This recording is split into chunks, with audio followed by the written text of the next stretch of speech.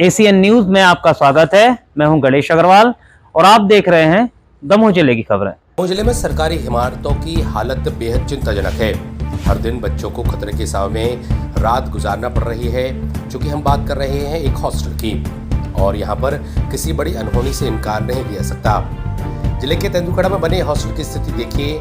सिर्फ तस्वीर देखने के बाद आपको एहसास हो जाएगा कि इसमें रहने वाले लोग किस तरह खतरों से खेल रहे हैं।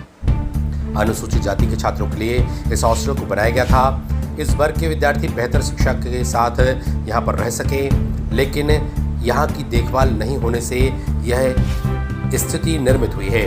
आधे से ज़्यादा हॉस्टल की बिल्डिंग धराशायी है।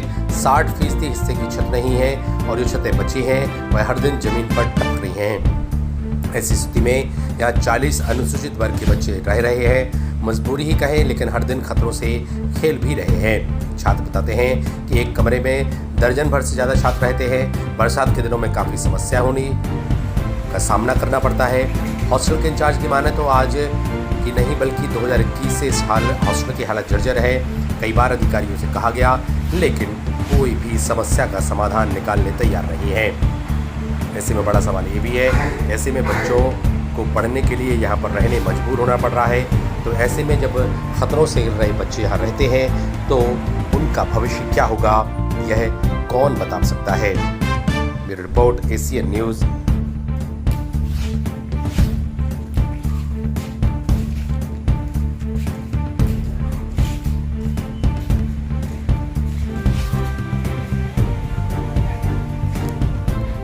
हॉस्टल की बहुत दर्दनाक स्थिति है। मतलब बहुत गंदी स्थिति है। यहाँ पर कोई रह नहीं सकता है। ऐसी कि हम सोते हैं तो रात में डर ये लगता है कि हम गिर ना जाए, कुछ हो ना जाए। पानी टपकता है सारे कमरों से।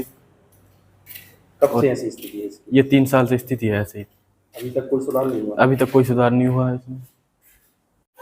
मैं यहाँ देखता हूँ कि रात में ये छत टपकती रहती है, पानी भी गिरता है, इसमें से लीकेज होती है पानी की।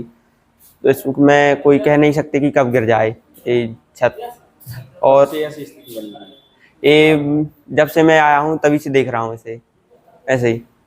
और क्या क्या समस्याएं हैं हॉस्टल में? यही छप्पर टपक रहा है और पानी की लीकेज हो रही है इस छत में से, और थोड़ी खाना पीना में भी होती है दिक्कत कभी कभार। बोलो। मैं कक्षा 10वीं का छात्र हूँ। मैं यहाँ 2 साल से रह रहा हूँ। मैंने देखा है कि हॉस्टल में बहुत दयनीय स्थिति है। ऐसा लगता है कि रात में गिर ना जाए ऊपर, और ये इसके छप्पर भी गिरते हैं और तो सबसे बड़ी तो बिल्डिंग की समस्या है। बिल्डिंग क्षतिग्रस्त है और क्षतिग्रस्त होने के कारण जिले स्तर पर जो भी अधिकारी होते हैं उन्हें बार बार पत्र लेखन किया गया है कि बिल्डिंग का सुधार कर दिया जाए, क्योंकि बच्चे अपने से 40 बच्चे दर्ज हैं। 40 बच्चों के लायक व्यवस्था उतनी है नहीं है बिल्डिंग में। तो ऊपर के अधिकारी द्वारा यही कहा गया है कि मतलब राशि की मांग की गई है और जैसे राशि आती है तो कार्य करवाया जाएगा। कब से जर्जर स्थिति बनी हुई है?